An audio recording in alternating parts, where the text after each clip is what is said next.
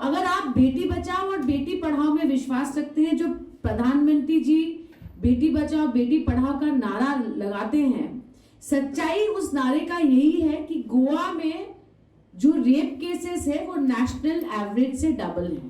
पर अमित शाह जी एक शब्द नहीं बोले on the crime rate in Goa. और एक और चीज मैं कहना चाहती हूं कि unemployment is the one of the biggest issues in Goa. Amit Shah ji उसके लिए भी कुछ नहीं बोल के गए, पर मुख्यमंत्री जी ने 30,000 नौकरियों का वादा इलेक्शन की घोषणा के 3 दिन पहले किया। तो 5 साल आप डॉक्टर सावंत क्या कर रहे थे, इसका जवाब जरूर दीजिए। जे बीजेपी 10 वर्सां राज्य केले तेणी बायलां खातीर खंयचे वटेन आनी कशे तरेन तेंचे खातीर कितें केलां, तेंचे वेलफेअर खंय पर्यंत व्हेलां हें तुमी पळयलां। लाडली लक्ष्मी स्कीम फुडें व्हरतना आज परिस्थिती अशी आसा जी चलयां तांकां ही लाडली लक्ष्मी स्कीम दिल्या तांकां रजिस्ट्रेशना खातीर कितली मारामारी करची पडटा।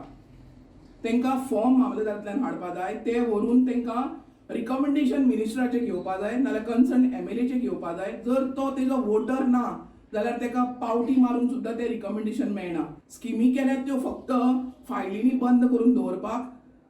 कांय लोकांक सांगूंक सोदता की तुमच्या गव्हर्मेंटा कडेन पयशे ना म्हणून, आनी हे पयशे ना कित्या खातीर?